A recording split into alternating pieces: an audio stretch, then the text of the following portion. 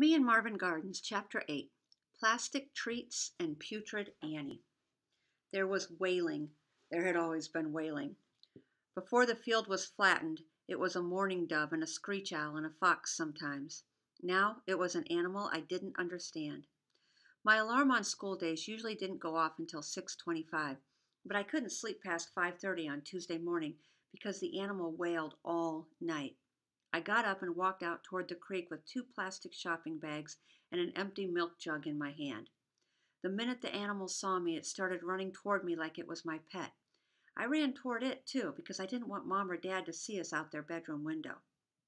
When we met halfway to the creek, it nudged its head into me and then backed away and wagged its nubby tail and followed me. I kept walking to the creek. The animal made grunting noises and galloped, or just loped. It walked like a dog, but grunted like a pig. And it was a he. I won't tell you how I knew, but I knew. It was a he.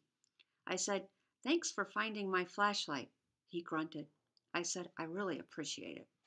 The animal grunted again and stared at the plastic milk jug in my hand. I gave him the jug, and he settled on the bank and started munching.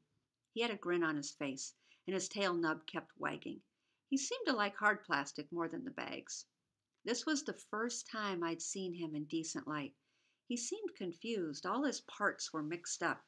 His back end was a dog, except for the nubby tail.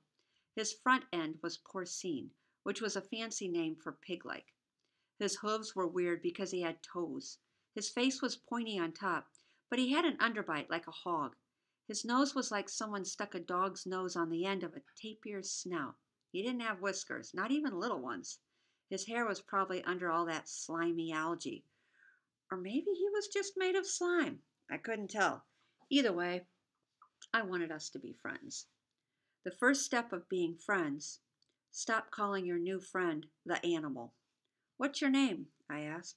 He just thumped his tail and kept munching. I ran through all the normal names in my head. Normal boy names: Bobby, Billy, Johnny, Matt, Tyler, Chris. Normal pet names: Spot, Dexter, Buddy, Killer. None of them fit. The animal walked over to me and nudged me, and I pulled out a plastic shopping bag from my pocket. Before I could get it all the way out, he snapped it between his teeth and sucked it into his mouth. I made sure he didn't get all the shopping bags in one mouthful. I wanted to sit and watch the sunrise with him. The sun always rose in the east, and the east was over behind Phase 1 and Phase 2 now, so we'd have to watch it rise over the roofs of new spacious homes. The light was coming from behind the development, and it looked like fire. I thought about what Dad had said the night before about how everything we use comes in plastic packaging. I thought about the plastic siding on the new houses, mostly beige plastic, tan, ash, all dull colors.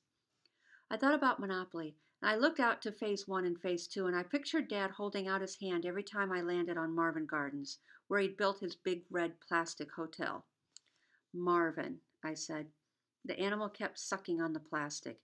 "Your name is Marvin," I said again. "Marvin Gardens." He didn't care what his name was. He nudged my side again, and I gave him another plastic shopping bag to eat. "Do you like it?" "I think it fits." I checked my watch and knew I had to go back home and pretend I'd just woken up. I threw him the milk jug cap and said, "See you after school." He was so excited by the hard plastic treat that he stopped sucking on the bag and chewed up the cap. The noise was still loud, but it wasn't scary anymore. I wish I could sit there with him all day. At breakfast, a half hour later, nobody seemed to notice I'd been gone. As I ate my Cheerios, I tried to figure out if I should say I was sick and stayed home. But I couldn't stay home without a fever. When I got to the bus stop, everyone was already there. I timed it like that so I didn't have to wait long. Tommy and his new friends always sat on the curb and talked about things like Pokemon, comic books, and girls. I stood on the sidewalk and looked toward the creek, my back to them. These were the slowest minutes of my day. Bus minutes. Tommy's new friends were complaining about how they had 2 tests in one day. "I bet Obi studied," Tommy said.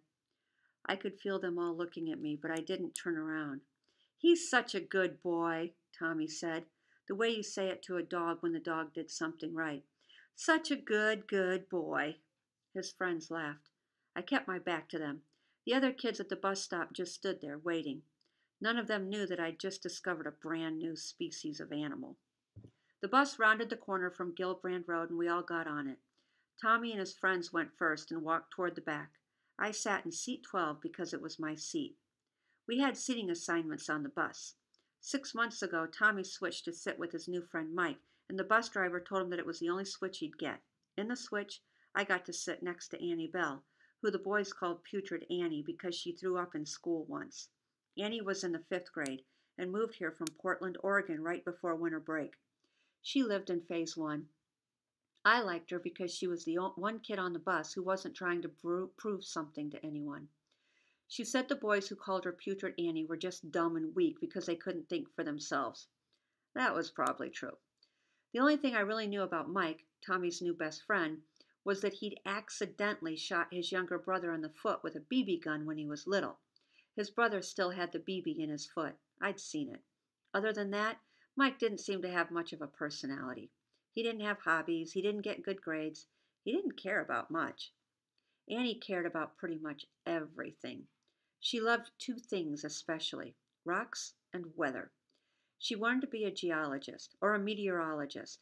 Whenever she found a rock, she'd talk about how old it might be, and she told me all about the geologic time scale, which was like pretending the earth was a cake with layers, and some layers were older than other layers. She also believed the weather in Portland, Oregon was superior to the weather in Reading, Pennsylvania, so we'd argue about that sometimes, but never really argue. I wished, for Annie, that Miss G wasn't retiring this year. Of all the science-loving people in the world, Annie deserved Miss G. Annie played the cello, so on orchestra days, she'd have to fit both herself and her cello into our seat. Because of how big the cello was, she had to squeeze in close to me and put the cello in the aisle seat. I didn't mind. There was nothing putrid about Annie. "What's wrong with you?" she asked when she got on that morning. "What? You look happy or something." "I can't be happy?" "Not on a Tuesday, no," she said. "You're supposed to be mopey and kind of annoyed." I laughed. "Oh my gosh, you're laughing now? That's worrying." "Stop it, or I'll laugh more," I said. "I'll be you then. Look, mopey and annoyed." She held her face in this frozen look of pain. Is that what it was like to be my friend? To have to look at that all the time? The bus was worse than anywhere else. I knew that. Tommy and his new friends were there. Maybe I was happier off the bus, but I couldn't tell. It's hard to see yourself when you're yourself, I guess. Annie still had that look on her face, like she was trying hard to look mean or something. "You can stop now," I said. "Good," she smiled. "It's tiring being you."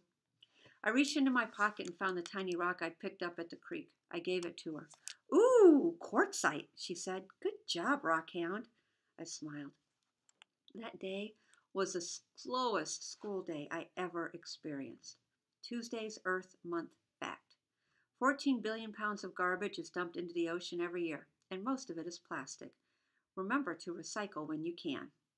I was glad Ms. G put those announcements on every day in April, but sometimes they were depressing.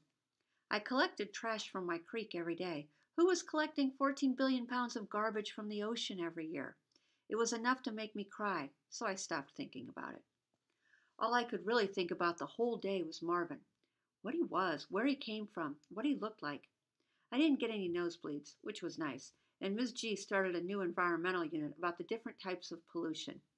In the beginning of class, she reminded us that we should start thinking about our final project for Earth Month because it counted as a big part of our grade.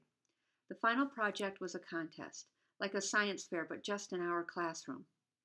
Luckily, she handed out a sheet with all the information on it because I just sat there and daydreamed about bringing Marvin in as my project. He ate plastic. He might be an undiscovered species. How could I not win with that? Annie and I talked about Portland, Oregon on the bus because she missed home. "Have you ever seen the Pacific Ocean?" she asked me. "No." "It's better than the Atlantic," she said. "How do you know? I mean, aren't they both just oceans?" "The Pacific is bigger, for one thing." "Well, that doesn't prove anything," I said. "Anyway, it's colder, isn't it? You can't swim in it." "That's wrong. You can totally swim in it." "Isn't there a giant island of trash in the Pacific Ocean?" I asked. I'd heard about it on TV. Even Dad talked about it. "That's stupid," Annie said. "I'm serious. There's like an island the size of Texas made out of trash. Either way, it's bigger than the Atlantic Ocean." Just to mess with her, I said, "I'm partial to the Arctic." Well, you definitely can't swim in that. And then Annie's stop came, and she got off the bus, and I had to wait 3 more stops to get to our bus stop. I walked slowly around the new road and looked toward the creek, but I couldn't see Marvin. I knew my mom was home, so I couldn't just go down there or she'd get worried. So I went home for a snack and to see if there was any more stuff in the recycling bin.